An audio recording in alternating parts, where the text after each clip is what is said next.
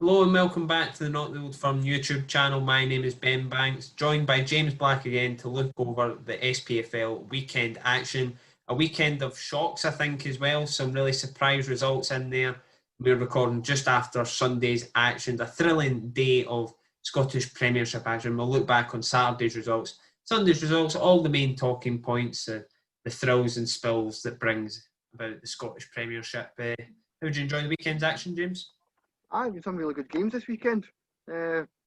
Watched Livingston Celtic yesterday, or Saturday at least, and I was quite impressed with Livingston, to be honest. There's been a couple of real surprise results today, no least of all Motherwell. Well, I'm sure you want to go on a wee bit more about that one. I don't know what you're talking about, but we'll look at it all in detail. Just a run through of the results. On Saturday, it was going through in alphabetical order. It was Celtic 3, Livingston 2, Dundee United 2, St Mirren 1, St Johnstone lost at home to Ross County 1-0, and it was Kilmarnock 2, Hamilton 1. 10 men, Kilmarnock for most of that game, really. Eamon Brophy getting sent off early on in the first half, and they still managed to grind out a 2-1 win over Accies. Then today, Hibs, as we record this, Hibs drew with Rangers 2 each, whilst they both came in with pretty good defensive records. That all went out the window a wee bit at Easter Road, but for the goodness of the neutrals, it was an entertaining clash. Christian Doidge getting an equaliser late on after Hibs had initially been put in front and early in the first half through Dre Wright. Rangers got one back through Alfredo Morelos on the stroke of half-time before, I think it was Scott Arfield then put Rangers ahead, and Christian Doidge doing what that Doidge guy always does, scoring headers, scoring proper strikers' goals. And then result of the weekend, probably shock of the weekend for most people, Aberdeen 0, Motherwell 3, an incredible first 22 minutes, had Motherwell 3-0 up. Joe Lewis, a game that he will not want to watch back. Penalty first of all, Marley Watkins handballed it, Joe Lewis couldn't save it, albeit a decent enough penalty from Mark O'Hara, but it was the second and third one that Joe Lewis might not want to look back on. A stray back pass went straight to Chris Long in the Motherwell front line. He scored, and then for the third one, Bevis McGabby's header. Could they have done better, Joe Lewis? It sort of palmed off him and then into the net. A great result for Stephen Robinson's side ahead of their European game on Thursday night. A bit of work to do for Aberdeen, who at this stage don't actually know whether their game's going to go ahead against Sporting Lisbon. They'll find out apparently on the day of the game due to their COVID troubles. Now, and breathe for a slight moment, and we'll look at Celtic v Livingston first. Livingston, been a difficult start to the season for them. It's probably, if you go back to when Livingston first came into the league, it's perhaps the start you'd have expected them to have then. They've played quite well over the last two seasons, but this is the first.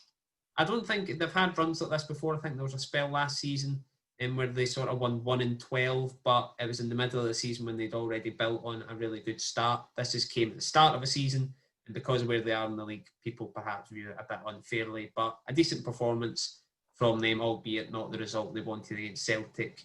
A free hit, decent performance, and it's not so much the result in this one, it's the performance they need to take into the weeks ahead. Julian Serrano's goal as well, and I need to mention that. Serrano's Livingston's second goal, brilliant strike. I mean, I kind of felt for Livingston a bit because as much as we went into this game knowing it was a free hit and Celtic were almost certainly going to come away with the win, they were never under huge amounts of pressure. Robbie McCrory had a handful of saves to make. Maybe could have done a little bit better at 2 of the 3 goals. The third one's a bit kind of debatable for me, but yeah, they can feel a little bit hard done by. As I said, a solid enough performance and something there for Gary Holt to build on in the coming weeks. Yeah, Serrano's a weird. He's actually started quite well for Livingston on loan from Monaco. I think he's actually played a fair few games for Monaco's first team. Great for Livingston, but I always beg the question, how did they end up in Livingston from Monaco's first team? Who knows? But he's actually looked quite decent for them, and obviously off the back of the Anthony Stokes stuff, they played Scott Tiffany up front, which I think he did all right by all accounts. A tough pass from up front himself away to Parkhead, but if they can get a striker in and have a quick glance at who they've got next, they've got St Johnstone at home and then Dundee United away. two fairly even games. Perhaps the Tannadice one, there'll be slight underdogs in, but especially next week against St Johnstone, they'll be looking for 3 points against a St Johnstone side who have been beaten, I think, 4. Yeah, I think losing to Hamilton last week makes the St Johnstone game just that bit more important for them, I think. That was kind of losing it at home to Accies. Probably a result few would have expected. So it ramps the pressure up that little bit more. Again, this weekend was a free hit, but St Johnstone United have 2 games where Livy really need to start looking at getting some points on the board. We'll look at St Johnstone a wee bit later on. Next one, Dundee United, St Mirren. Lawrence Shankland returned, and he returned with a goal as the Arabs got back onto form against St Mirren. Fairly even this one, but Dundee United just about edge it. Yeah, I thought closer than I thought it was going to be actually. St Mirren's kind of had their troubles of late with goalkeepers and COVID and whatnot. So 2-1 away to United, not a terrible result. Maybe I hope to come away with a point, but it's not the end of the world. From United's perspective, though, that's a big 3 points. And coming off the back of 2 4-0 defeats, that'll be a good one for them to come away and know they've picked up a win. Yeah, Jim Goodwin will just be quite happy to see the back. I mean, tougher on the fixtures, all the COVID stuff. He'll hopefully have Jack Alnwick back. By all accounts, I think Bobby Zamal, I don't think he was great against Hibs, and no wonder because of the whirlwind 24 hours they had previous to that. But against Celtic, against Dundee United yesterday, he seemed to be fairly decent, suitable enough to fill in, and they should be back to sort of full tilt next week. And St Mirren never got hammered by a dodgy ref either. No, I'm quite glad for Jim Goodwin's heart that no refereeing decisions went against him, because the poor guy has been put through the mill in terms of refereeing decisions. But they've got Kilmarnock next week. Perhaps a game they'll be looking for points in at least. And talking about Kilmarnock, they won 2-1 against Accies.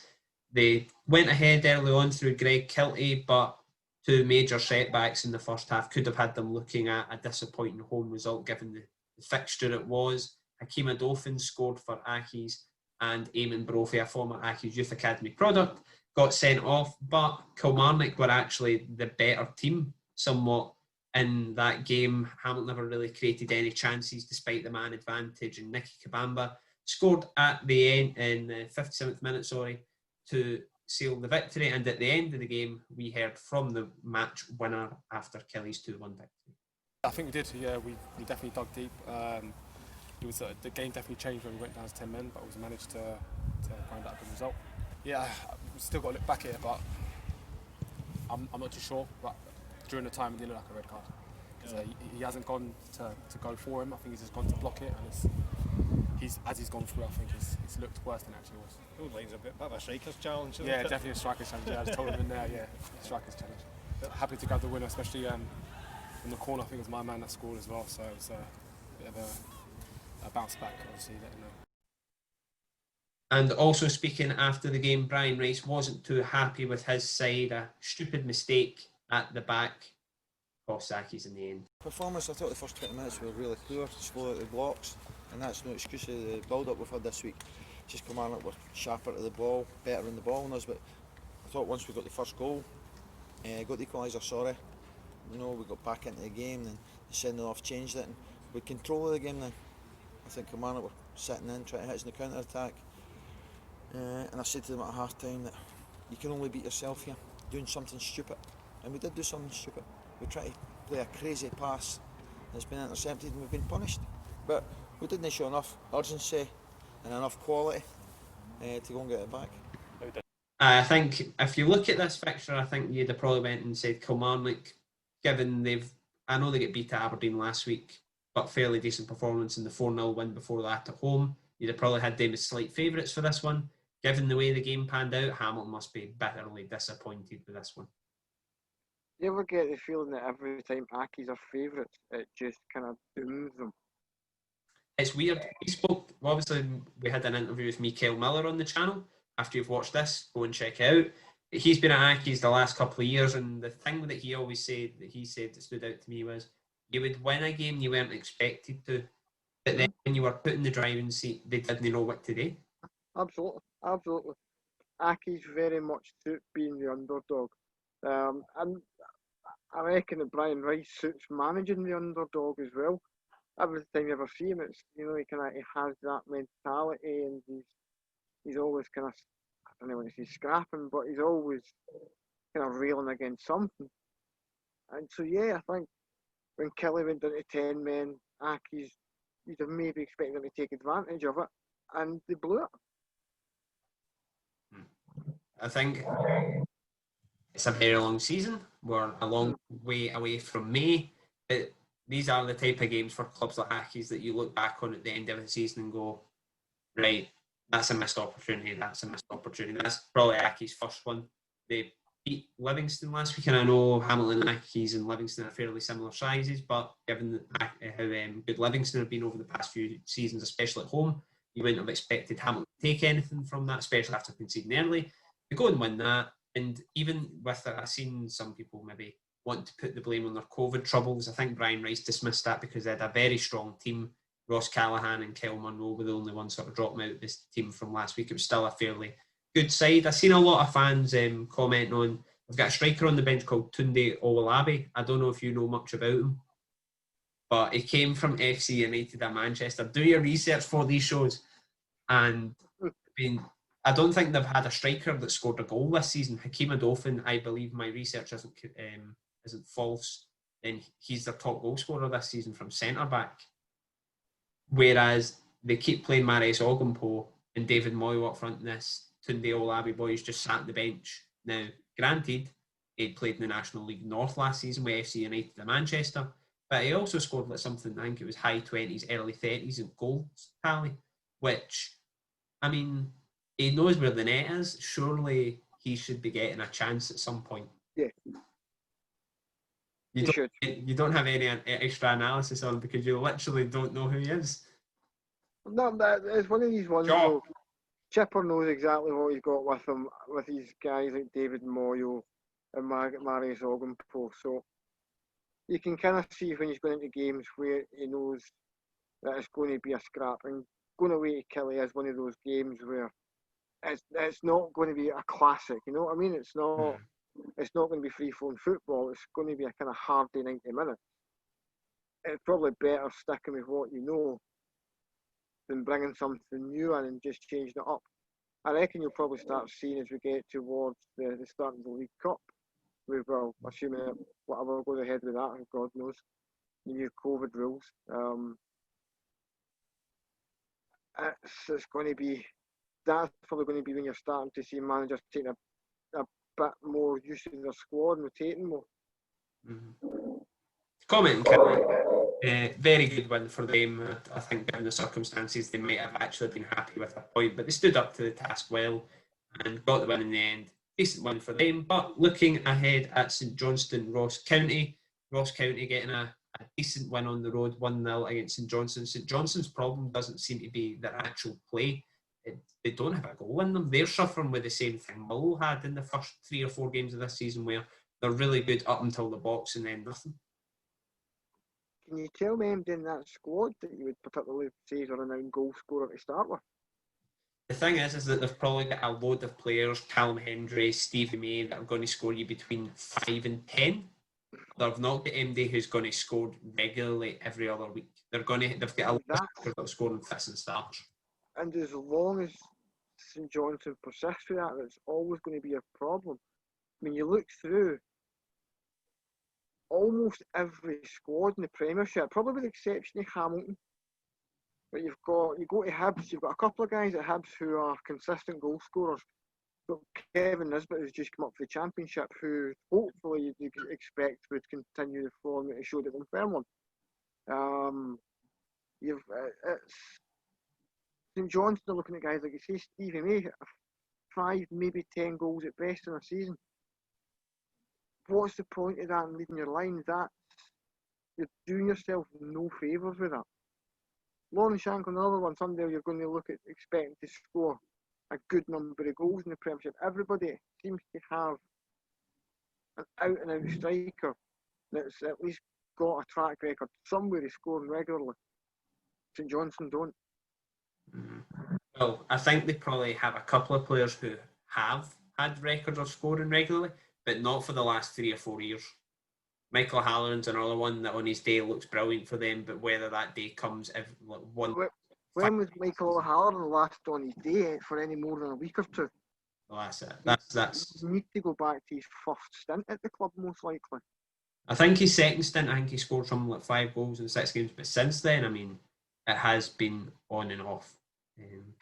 But Ross County, they seem to be all right. Just I'm walking not away. would have tipped them for relegation along with the usual Accies suspects, but they look to be doing enough, getting victories maybe once every 3 or 4 games, and if they continue like this, they'll stay up absolutely no bother this season. Looking at the Sunday games as well, first of all, in the lunchtime kickoff, Hibs Rangers. Hibs, very decent from them. Martin Boyle, 2 assists. Already touched on the goal scorers. Hibs look very decent this season. They looked like a proper third place team. For 2 teams with such good defensive records this season, I thought all 4 goals were the result of some quite poor defending. Some were quite really poor defending. Particularly Hibs second. But Rangers defence is all over the place for Hibs second. Hibs done really well. They kind of force the issue and exploit the mistakes of Phil Helander, Connor Goldson, James Tavernier. But I thought Hibs looked laboured for long spells. They seemed they struggled to get forward and to kind of really impose themselves in the game for long spells. When they did, they looked the part. But it wasn't enough. They need to. It's weird to be talking about that from a 2-2 draw with Rangers, but again, they've kind of been the same problems they've shown in other games where they're really good at some points and then they're really bad at other points. No, well, I must admit, I somewhat disagree because I thought they were very good. I think against that Rangers team that have looked very, very solid. They've caused. I thought Rangers were poor too. I thought both sides were. John McLaughlin had to make a couple of decent saves. Same with Marciano as well. Marciano's couple of saves with Scott Arfield. I know a few people said Scott Arfield should be finishing them, especially the second one. What more can he do apart from literally hit the ball 100 miles an hour? Marciano, I don't know how he's managed to get his hand to it, but I think both teams, attacking wise, looked very good. Defensively, could have been better. I think Josh Doyle, that was a harsh lesson for him. Obviously, he's looked very good this season, but perhaps a wee bit of inexperience shown. I think Jack Ross seen that as well. Lewis Stevenson getting brought on just after the hour mark, but he'll learn for that. Yeah. And to be fair, if you're needing somebody to bring on, there's much worse to bring on than Lewis Stevenson, a player I really like. Yeah, no, he looked fairly solid as well, and I think that did sort of even out a wee bit as well. But Josh Doyle will learn for that. I think he'll be Hibs' starting left back this season, and Lewis Stevenson will come in moments like that where he's perhaps just losing his feet a bit, or just there needs to be a bit of a camera head there. And I think that'll be much the same for David Gray as well. I know Paul McGinn's a bit of a different type of player because he's like 28 season pro, but that'll be the same with David Gray in and around that back four. But I think Hibs attacking wise, I mean defensively they've looked great, and the full stuff. Have you seen the stuff with Ryan Porteous and Gerrard at the end? Wow, I must admit, if Ryan Porteous has managed to rattle that Rangers full staff and defence, then that is some going, because I mean he put in some heavy challenges, but I mean you shrug it off. I mean Gerrard pulled out a stat something like he gets sent off last year. That wasn't. I think it sounded a bit a bad loser or something. Gerrard said. There was something about comments apparently made to some of the Rangers players. Yeah, I just think that's a bit odd to bring out after a 2-2 draw. A decent 2-2 draw. It was a good spectacle to watch, and to be bringing something like that out. You know what I mean, you try to tell me there's never any wars of words on the pitch. I don't see why he's been dragging Porteous out, because I actually thought he did his job well. Obviously, defensively, it could have been better as an overall package, but I thought he did his job well. Hibs' plan for me was just to be aggressive and not to let Rangers play at all, and they did that, and he was a big part of it. So, did he rile people? Probably a wee bit, but would he want him to make pals with him? I'm not having this Ryan Porteous slander. Hibs put out a tweet saying he's probably one of the better young Scottish centre halves, and I don't know if anybody can disagree with that, to be honest. You look stunned. We'll move on before you say anything you shouldn't be. Looking ahead at Aberdeen Motherwell, shock result of the weekend. Although Stephen Robinson, having listened to some of his quotes briefly, probably suggesting that not a result like this was coming, but Motherwell have been fairly decent this season. I think that might sound mental considering they started this game in 11th, but let me explain. They have played well enough up until the final third. They've not had a goal.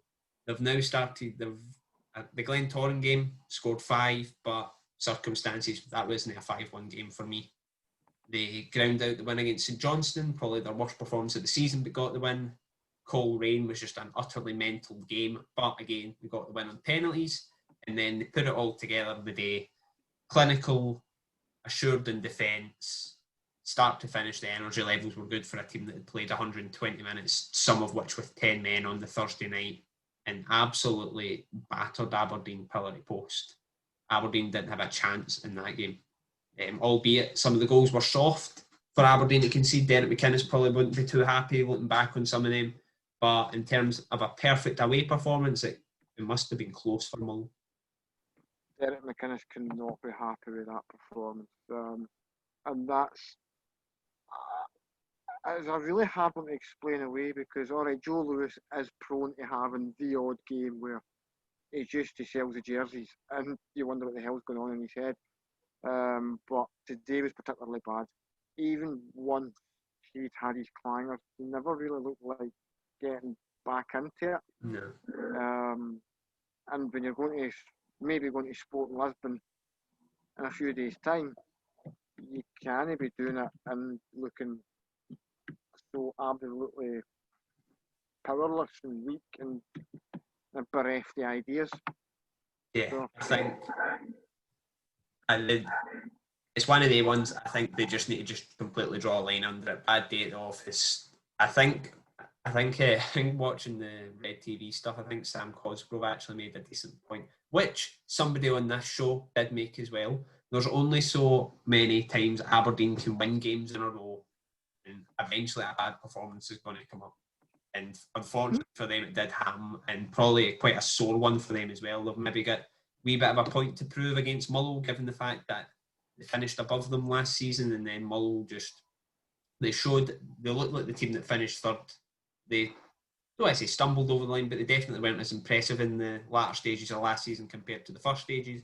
They were really back at their best. That's the best Mull performance, I'd say. I'll even go as far to say that's the best Mull performance of 2020. I was really, really assured. And going into the game against Hapoel Beersheba on Thursday in Israel, that'll give them the world of confidence going into that one. Just to pick up on your Sam Cosgrove point there, I don't think anybody expects Aberdeen to put in good performances and win every single game. The problem is that when Aberdeen are bad, Aberdeen are really bad. Like, it's not just that they're going for playing teams that they should be beating 3-4-0 and getting a 1-1 draw. They're going to teams they should be beating 3-4-0 and losing 3 or 4-0. That's where the problem comes for Aberdeen for me. They're so wildly inconsistent. I think it was actually something that Motherwell were quite good at last season, that even when Motherwell were bad, they were still scraping results. Aberdeen don't, when they're not at it, and it's almost as if when they lose, just 2 or 3 key players aren't at it. Like, it doesn't need to be the whole team, it can just be a couple of players. When they aren't at it, Aberdeen just collapse completely. Well, that was the big thing from today, before the game. Derek McInnes confirmed Scott McKenna. There's talks ongoing with an unnamed club, officially an unnamed club. It is believed Nottingham Forest. Believed to be Nottingham Forest if reports are to go by. They're the only name that have been linked. It's not like other times where, Celtic, Bristol City. I think Nottingham Forest were another team rumoured a wee while ago. Aston Villa, there's been numerous teams linked them, but actually the only name that's been mentioned. So, can you imagine how bad watching a defensive partnership is Scott McKenna and Joe Worrell is going to be. Scott McKenna started this season a bit better. I think last season, especially at the start with everyone that went on with his transfer stuff, I think he missed a good few games at the start of the season because there was just so much going on with all his transfer stuff.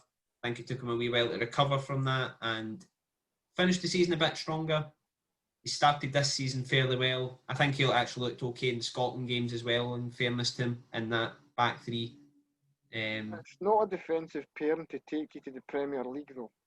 No, well, see, at 3 million. 3 million's the fee that's been bandied about for Scott McKenna.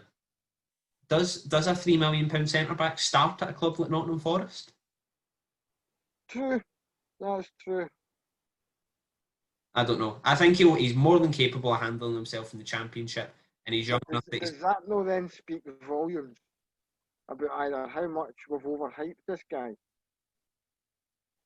or well, actually, I basically just does it not say a lot about how much we've overhyped this guy if he's going to go down there and can't even get a sniff? I think, for me anyway, looking at it, he's obviously not a Premier League defender now, but he's more than capable of handling in the Championship. So I wouldn't be surprised Nottingham Forest, the goal for them every year should be pushing at least for the playoffs, potentially automatic promotion, especially after missing out on it so narrowly last year. I wouldn't be surprised if he started in the Championship and then whenever they get to the Premier League, if they get to the Premier League again, then I wouldn't be surprised to see. It depends how he develops down there as well. I mean, if you're going on it now, if he goes down there and he doesn't improve, he just is the same Scott McKenna that's played for Aberdeen, doing quite well domestically, Championship, Premiership level, but can't make the step up. Obviously won't play at Premier League level. I think if he goes down there, overall, week to week, he's playing a better calibre of player. He'll improve. I think he's still only young. Yeah, he deserves his big move down south at this stage. He's played a lot of games for Aberdeen, and I'm sure if he did get them a decent fee as well, I think if you compare that, they rejected 7 million for him at one point in time. Do they? Did they though? Did they? If reports and such phrases are to be believed, but if it was towards that figure, they're now going to be getting him for £4 million less. Now, I think 3 million is perhaps worth a lot more than it was 6 months ago, just in terms of COVID and things like that, to a club like Aberdeen. But perhaps wondering what if they'd maybe sold them last summer. But not to ponder on it. I'll say this much. As vital as they may appear to be on paper for Aberdeen, do they really miss him that much? Well, I think he's probably their one. They play 3 at the back now, and I think the thing is that they probably want some sort of replacement because in the game. Oh yeah, no, I can get them wanting to bring a replacement in, but just in terms of what he brings to that Aberdeen defence, I mean, you're not losing out on any huge amount of experience that you've not already got there, like say Andy Constantine.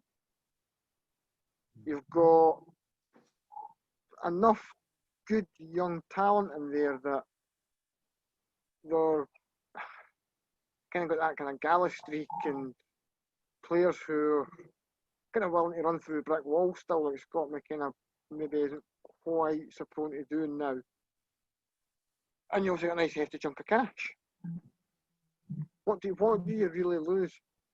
You're not losing a captain figure that you've not already got in the dressing room.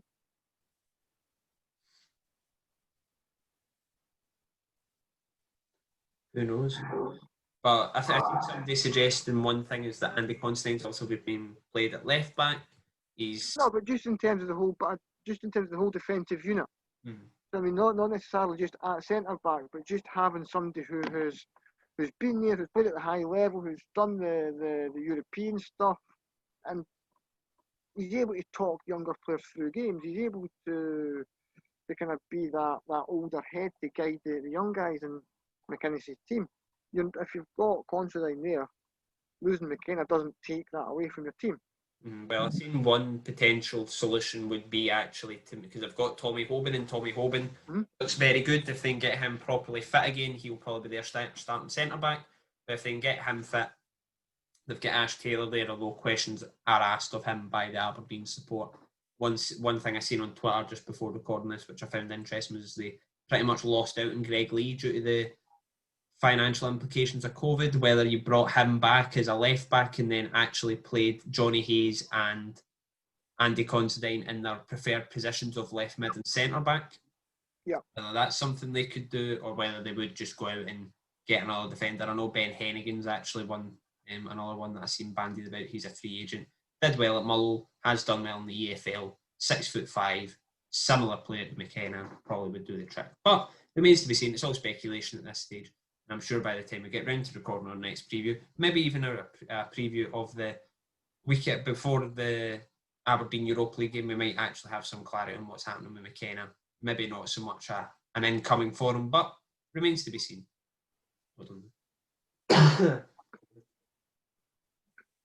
But that's all we've got time for this afternoon. No, it's not this afternoon. This morning. Right, well, that's all we've got time for just now. Hope you have enjoyed. We uploaded an interview yesterday, an exclusive interview with former St Mirren striker Cody Cook. An interesting chat on all things St Mirren, his new club Weymouth, and football education. If that's your thing, go and check that out. We'll have interviews as well in the build-up to the Europa League games this week, the one we have recorded, and we'll be going out on Wednesdays with former Mull captain and big Steelmen fan these days, as he has on Twitter, Peter Hartley, who's speaking to us about his move to India and Mull's chances in Europe this season. And we'll be back on the weekend with our previews and reviews and any other wee bits and bobs we get done that we don't know about at the time of this recording throughout the week. But until next time, take it easy.